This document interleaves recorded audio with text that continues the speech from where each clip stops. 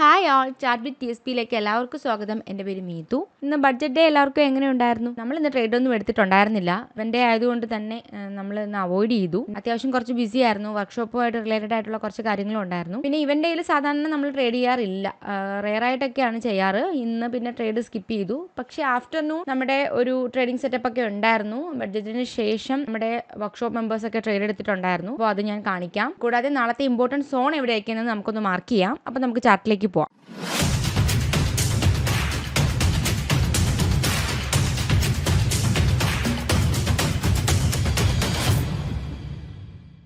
പിന്നെ ഞാൻ കഴിഞ്ഞ ദിവസം പറഞ്ഞതുപോലെ തന്നെ ഇന്നിപ്പോൾ ട്രേഡ് ചെയ്തില്ല, ഇന്ന് നമ്മുടെ മെത്തേഡിലൊന്നും ട്രേഡ് കിട്ടിയില്ല എന്ന് പറഞ്ഞിട്ട് നിങ്ങൾ വിഷമിക്കേണ്ട ആവശ്യമില്ല. No problem. കാര്യം ഇന്നൊരു ഇവൻ്റ് ഡേ ആണ്. അപ്പോൾ മാർക്കറ്റ് എങ്ങനെ വേണമെങ്കിലും മൂവ് ചെയ്യാം. നമുക്കറിയാം മാർക്കറ്റിനെ കൺട്രോൾ ചെയ്യുന്നത് ഇൻസ്റ്റിറ്റ്യൂഷൻസ് ആണ്. അപ്പോൾ അവർ ഇൻസ്റ്റിറ്റ്യൂഷൻസ് തന്നെ ഓപ്പോസിറ്റ് സൈഡിലും കാണും. അപ്പോൾ ഒരു ഇൻസ്റ്റിറ്റ്യൂഷൻ ഓപ്പോസിറ്റായിട്ട് മറ്റൊരു ഇൻസ്റ്റിറ്റ്യൂഷൻ കാണും, DIA FIA പോലെ. അതുകൊണ്ട് തന്നെ അവർ അങ്ങോട്ടും ഇങ്ങോട്ടും ഫൈറ്റ് ചെയ്യുന്ന ഒരു ടൈം ആയിരിക്കും കൂടുതലും. അപ്പോൾ അവരുടെ പൊസിഷൻസ് അഡ്ജസ്റ്റ് ചെയ്യുക, അങ്ങനെയൊക്കെ ആയിരിക്കും അതിൽ കൂടുതലും സംഭവിക്കുക. അപ്പോൾ നമ്മൾ അതിനിടയിൽ പെട്ട് കഴിഞ്ഞാൽ നമ്മുടെ ക്യാപിറ്റൽ ഫുള്ള് പോകാൻ ചാൻസ് കൂടുതലാണ്.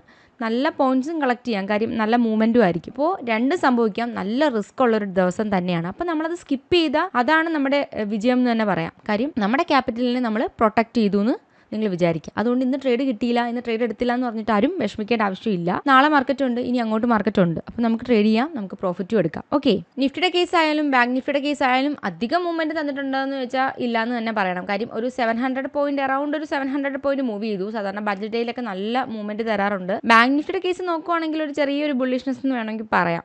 ഒരു റേഞ്ചിൽ തന്നെയായിരുന്നു മാർക്കറ്റ്, എങ്കിലും ചെറിയൊരു ബുള്ളിഷ്നെസ് ആയിരുന്നു. ഒരു കൺസോൾട്ടേഷൻ ഫേസ് തന്നെയായിരുന്നു, എങ്കിലും ഒരു ബൈയിങ് പ്രഷർ കാണിക്കുന്നുണ്ടായിരുന്നു ബാങ്ക് നിഫ്റ്റിയിൽ.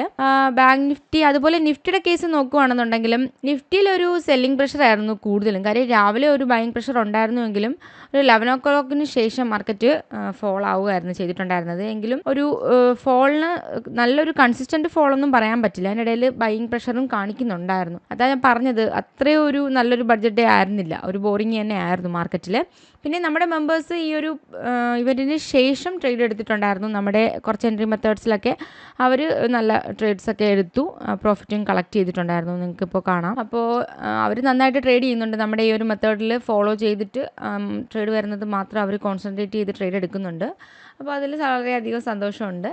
അപ്പോൾ ഇനി നാളത്തെ ഇമ്പോർട്ടൻറ്റ് സോൺ നമുക്കൊന്ന് മാർക്ക് ചെയ്യാം. നിഫ്റ്റിയുടെ കേസിൽ ഒരു സെല്ലിംഗ് സോൺ ഉണ്ട്, അത് ഞാൻ പറയാം. 21,798 അതുപോലെ 21,761. അപ്പോൾ ഈ ഒരു സോൺ ഒന്ന് മാർക്ക് ചെയ്ത് വെക്കുക. നിങ്ങൾക്ക് എന്തെങ്കിലും ഒരു ട്രേഡിംഗ് ഓപ്പർച്യൂണിറ്റി അവിടെ വരുവാണെന്നുണ്ടെങ്കിൽ ഒരു എക്സ്ട്രാ കൺഫർമേഷൻ ആയിട്ട് യൂസ് ചെയ്യാവുന്നതാണ്. എങ്കിലും ഇന്നൊരു ഇവൻ്റ് ഡേ ആയതുകൊണ്ട് തന്നെ നാളെ അധികം വർക്ക് ചെയ്യണം എന്നില്ല. ഓക്കെ, ഇന്നത്തെ ദിവസം അവർ കൂടുതൽ അഡ്ജസ്റ്റ്മെൻ്റ് ഒക്കെ ചെയ്യുന്നതായിരിക്കും. അതുകൊണ്ട് തന്നെ ഈ ഒരു സെല്ലിംഗ് സോൺ അധികം വർക്ക് ചെയ്യണം എന്നില്ല. ഇനി നമുക്ക് ബാങ്ക് നിഫ്റ്റിയുടെ കേസ് നോക്കാം. ബാങ്ക് നിഫ്റ്റിയുടെ കേസിൽ ഇന്നൊരു സോണായിട്ട് പറയാനായിട്ടില്ല. ബൈയിങ് സോൺ ആയാലും സെല്ലിംഗ് സോൺ ആയാലും ഇന്ന് ഇല്ല. മുന്നത്തെ ടച്ച് ചെയ്യാത്ത സോൺസ് ഉണ്ടെങ്കിൽ നിങ്ങൾക്ക് അത് യൂസ് ചെയ്യാവുന്നതാണ്.